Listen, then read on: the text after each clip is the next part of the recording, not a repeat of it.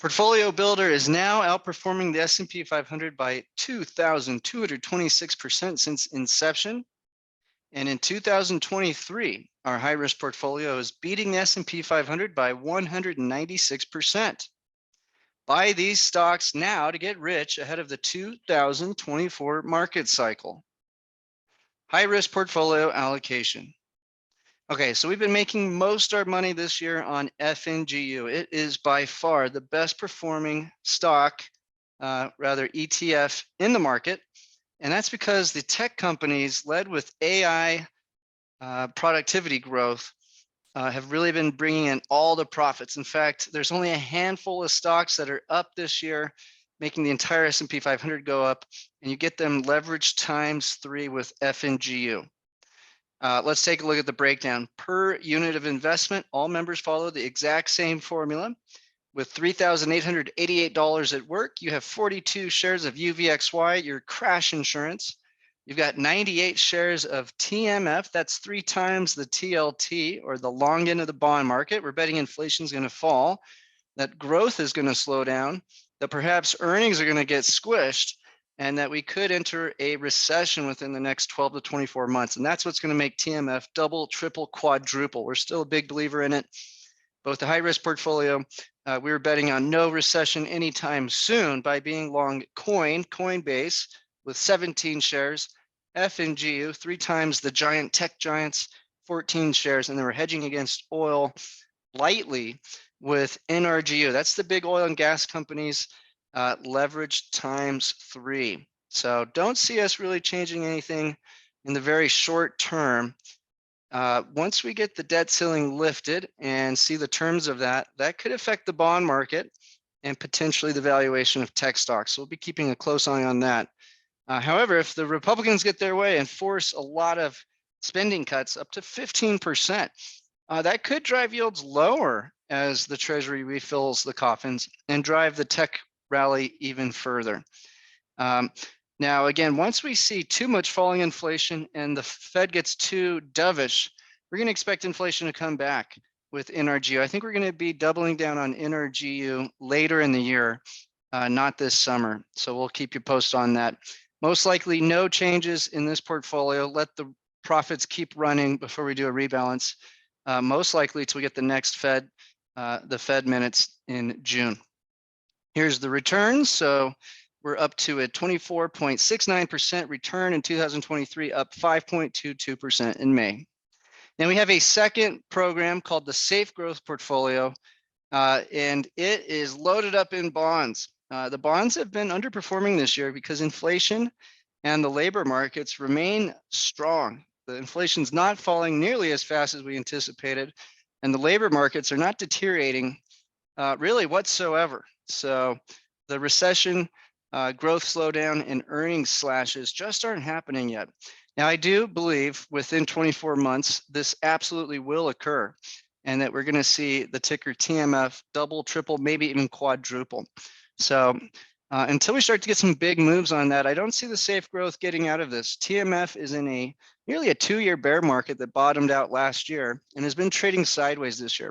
We still think this can deliver the safest return on capital possible over the next 2 years. And that's why we have such a large position in our safe growth portfolio. Furthermore, when the inflation does come down and interest rates fall, typically we get emerging markets outperforming the US markets. That's why we're leveraged times 3 with EDC. And again, China's stocks and Asia stocks have been beaten down much worse than US stocks over the last year and a half. So we're looking at value plays here. Now we're about double the hedge with NRGU in safe growth.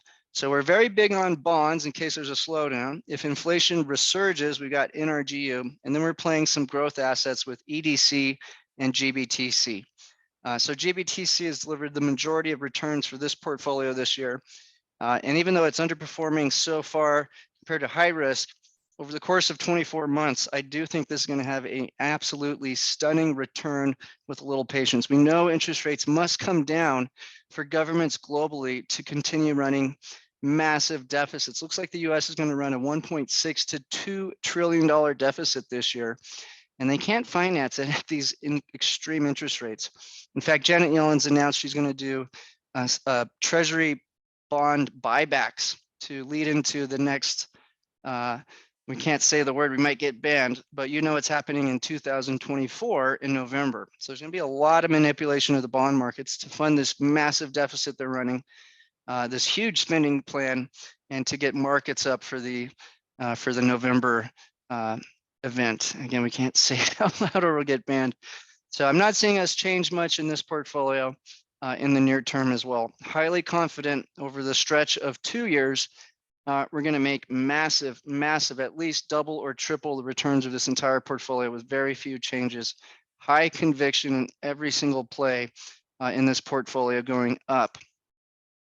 With that said, it's having a 2-month drawdown and is now negative 1.8% for the year. It came off strong in January with interest rates falling and that bond play really playing off with a 12% gain. February, all the data came in hot from January. So the bond market reversed course and gave back that whole profit. March, we had a nice gain, but we've given that back in the last 2 months. A little patience, and I do believe this is going to be an outstanding return with very few changes. And we're playing value plays that are basically been in very long-term bear markets. We think they're in the bottoming process and about to outperform everything else. If you want to learn more about our products, call Dean at 505-322-7515. Okay, so let's look at the CPI data that came in. It fell from 5 consensus to 4.9. And so we're starting to see everything start to really move down here. Perhaps the most important one will be shelter in place falling over the next year, which is not in the super core. But again, this super core inflation print shows just about everything squishing lower month over month. Now, this is a predictive model from Steno Research looking at NFIB price plans. So company price plans, you can see companies are planning to reduce rising prices, essentially. So they're not going to raise prices as much. And this has been highly predictive of CPI. So this is all our leading indicators, including commodities, are pointing to falling inflation for the next year, which means lower interest rates and higher valuations in equities, so long as you don't get a collapse in credit, bankruptcies, or something causing a loss of capital due to the slowdown.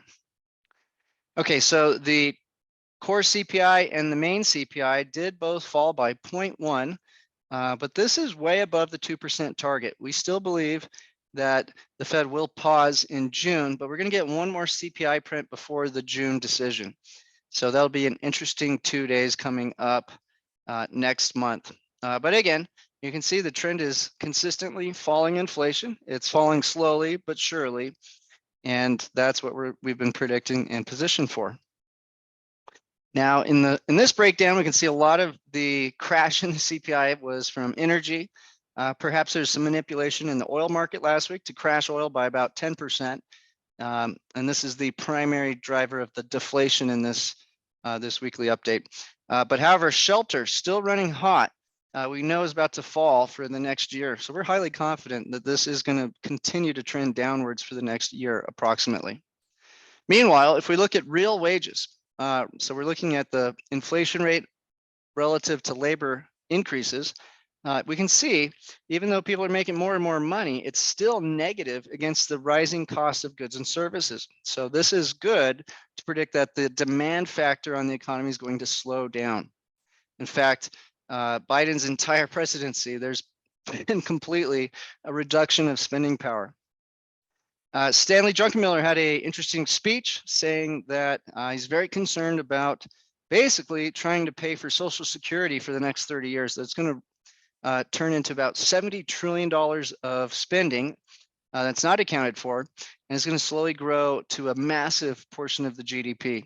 So either there will be massive reforms to when you can get your Social Security, like they did in France, or there's going to be a lot of money printing. So my bet is governments are going to print money and the voters are going to continue to vote to get free stuff, which means we want to be long things like digital currencies aggressively for the coming decades. And here's another chart showing the same thing. Medicare, Medicaid, CHIP, Social Security in the next several decades could grow to a massive percentage of the entire US GDP. Janet Yellen says U.S. Treasuries to launch first buyback program since 2000. Okay, so the goal of this is to borrow at a lower interest rate and drive down the front end of the market. We've got an inverted yield curve, which you can see here.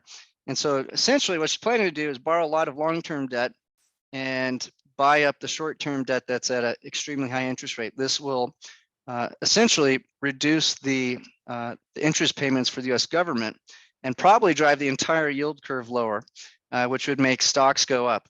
Because remember, stocks compete against bonds. We're looking at the cash flow of a company compared to the cash flow of a bond. If the bond's cash flow is reduced, then the relative value of these companies goes up. So this is a gimmick for the November 2024 event, which again, we think will be extremely bullish. So this year they need to get the inflation crashing to get the bond market on their side, and then they can roll out this type of quantitative easing to really drive both bonds and stocks higher towards November. So exciting times to come. This is the prediction for the deficit coming in at 1.6 trillion. To start the year, they're estimating 1.1. Excuse me, they're expecting 1.6, but they've already spent 1.1 in the first 6 months of the fiscal year, which begins November of last year. So now they're supposed to run the rest of the budget for $500 billion. Unlikely. I think they're going to get closer to a $2 trillion deficit this year. And again, these interest rates, it's just not plausible to last for a long time. So there's going to be a lot of effort to get these interest rates down. Now, here's an extrapolation of debt for the US, just to give you an idea of why stocks and digital currencies go up in value over time. It's due to the growth of debt. The US has been averaging a 6.5% year-over-year growth in its debt over the last decade. If you just extrapolate that, by 2033, we'll grow from a $32 trillion deficit after 100 years plus of growing debt. We're going to double it in the next decade. In fact, we're set to basically almost double the deficit every decade from here. And it's just mind-boggling. We go from 60 trillion to 113 trillion in 2043 to 214 trillion in 2053. So just mind-boggling to watch the exponential growth. Now, the yield curve is the most inverted for the last 40 years. And this typically happens when inflation gets hot and the Federal Reserve jacks up interest rates, which makes the front end of the bond market have higher interest rates than the longer duration assets. Typically, this means a recession's coming within 12 to 24 months, but the period leading up to it is oftentimes extremely bullish the second the Fed pauses. And so that's where we're at, that bullish moment where they're about to pause. Here's a little chart and saying, when do digital currencies bull runs start? And it's just looking at election cycles. Leading into the 2012 election cycle, a massive melt up. The year before, it slowly ran up, and then the year of it ran up massively all the way till the end of the year. In 2016, it made it all the way through April till you got a pullback, and same pattern. And in 2020, you had a massive melt up all the way till November. And again, in 2024, are we getting ready to see the same pattern develop? I think so. And we got the bond market on our side. Now, we got to be worried about a massive credit contraction due to bank failures. But when we compare the failures of 2008 to today, adjusted for the M2 money supply, we can see it's nowhere near the same magnitude. And we don't have bad mortgage products that are going bankrupt right now. We just have a bunch of banks that bought up treasuries because the Fed said they're never going to raise interest rates. The inflation was transitory. And now they've seen that the inflation is not transitory and the Fed has jacked up interest rates. So this is causing money to flee from small banks to larger banks. So we don't see this being a repeat of 2008 right now. Okay, this is a look at payrolls. We've had 28 weeks of positive expanding months in non-farm payrolls. The record was 100. We've seen 3 times it hit 48.4 to 48. So we'll see how long this strong economy can last. But we're not getting worried about a recession until they start printing negative. Now, even though we are having strong labor, the withheld employment taxes has been falling to flat. which means we're not seeing wage growth as much. So even though people are getting jobs, their income's not rising as fast as it had been since really 2019. So this is good for predicting that Goldilocks situation where people have money, but not too much money. The demand's not going to fall off a cliff, but it's going to stay strong. You can see here, federal funds rates back to the same level they peaked at in 2006. And then it took about 2 years before it created a real estate crash that crashed the whole financial system. So again, this is a scary interest rate, but likely a very good time to go long because they're going to probably pause at the June 14th FOMC update. Real rates turn positive for the first time since 2019. Typically, that's when they pause. Let's take a look at some charts. So the 2-year has been very predictive of where the federal funds rate is going to end up. And so this is predicting that they're going to have to start cutting at some point back down towards 4, currently at the 5 to 5.25 range. Here's treasuries. Again, this is a play we think will hit at least 24, maybe 32 over the next 2 to 3 years. And again, it's just been trading flat this year. This is the TLT times 3. DXY has been in a sideways motion. I don't think the Treasury wants the dollar to fall in value till inflation is very cooled off. And so far it's not. So we've seen this trading in a range. A lot of the assets we're long are going to skyrocket when DXY falls towards 90, which I think could happen by 2025 as inflation falls and interest rates fall. Here's a look at the yield curve. You can see the highest interest rates on the 3-month at 5.26, the top of the federal funds rate. But after that, the market's predicting that interest rates need to fall, that inflation is coming down. And you can see the 30-year is trading at 3.8, and that's what we call an inverted yield curve. So as this is pushed flat, this could be a very bullish moment for markets. And again, that's expected to happen next year with Janet Yellen's Operation Twist is what they called it last time. F&G has been our biggest money maker by far, up 164% year to date, and it could go much, much higher. We're still trading a lot of these tech giants at 15 to 20% discounts from recent tops. Coinbase, we believe, is the best bet for digital currencies currently until we get better outlook on the Grayscale Trust, and it's up 85% this year. It's been up a little more. It's not leveraged, has 0 chance of going bankrupt.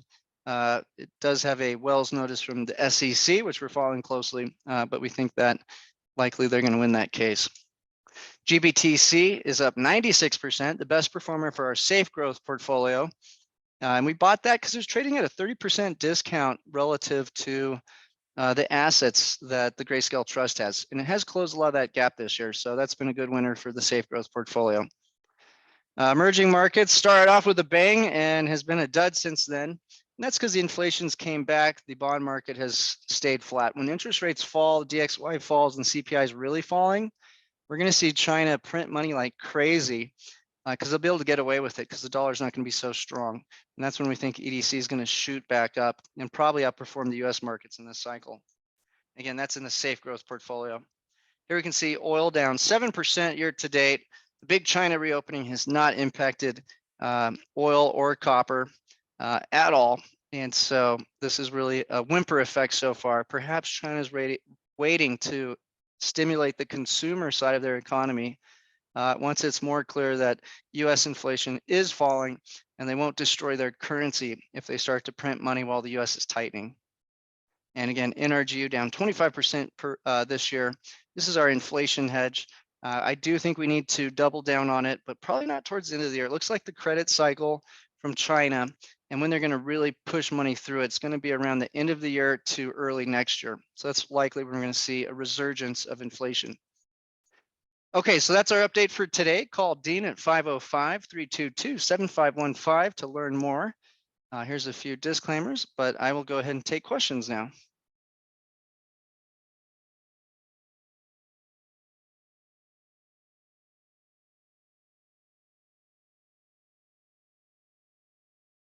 John's saying, should we make any?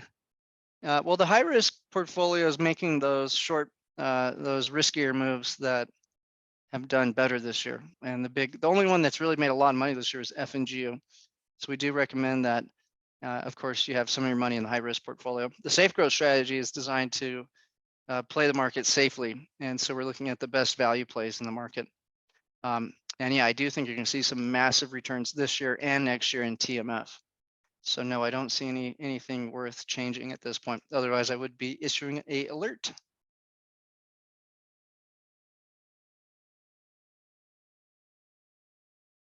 Okay, very good. So don't forget, we have Rebel Dividends webinar and dividend next Monday. If you're not in that, call Dean. We are doing extremely well with that, with a weekly dividend, only available to paid members. We'll do another portfolio builder update next week. Not a lot of important data between this week and next. We're really going to be waiting for the June CPI will be the most important new data print. We're going to need it to fall below 4.9. People asking about Boyle. No, I don't see a good reason to go long Boyle. Just massive, massive transformation of how people are using energy and massive oversupply of natural gas. Terry says, your thoughts on Texas and other offering on gold depositories? Yeah, gold's been doing really well. Central banks are gobbling it up. But I would rather have GBTC. Yao is saying, should we buy more FNG? Well, I'd follow the trading plan as always. So if you want to allocate more capital to high risk, you certainly can. That'd be the way to do it. But follow the use the calculator. So you punch in how much money you want to invest, and then it'll tell you how many shares to purchase based on the ratio.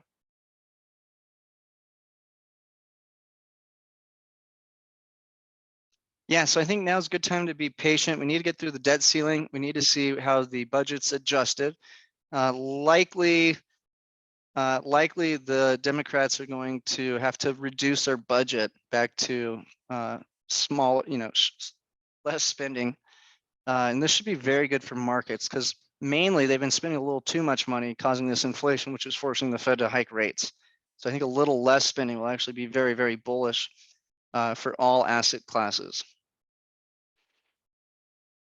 And I do think they're not, we're heading into a vote in November of next year. And if they blow out the whole global economy by failing to pass the House's debt ceiling, then they're going to have zero chance. Everybody's going to blame it on them.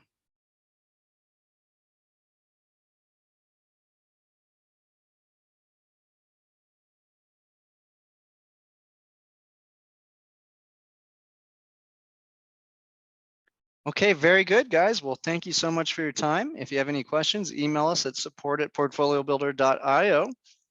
And again, I think both portfolios are set to make a lot of money with very few changes. One is playing value plays that I have extreme confidence in, but we may need to be a little more patient with. That's the safe growth. The high risk is looking at a much shorter time frame, which is much harder to time, and trying to make the most money possible with the willingness to take a lot of risk. And luckily, it's been doing extraordinarily well this year. So thank you guys so much, and we will be back next week. And again, if you want to get into Rebel Dividends, call Dean at 505-322-7515. It's only available to paid members due to the law. We have to have a pre-established relationship with you. So another good reason to join the program if you're not quite yet a paid member. So thank you guys so much, and we'll see you back next week.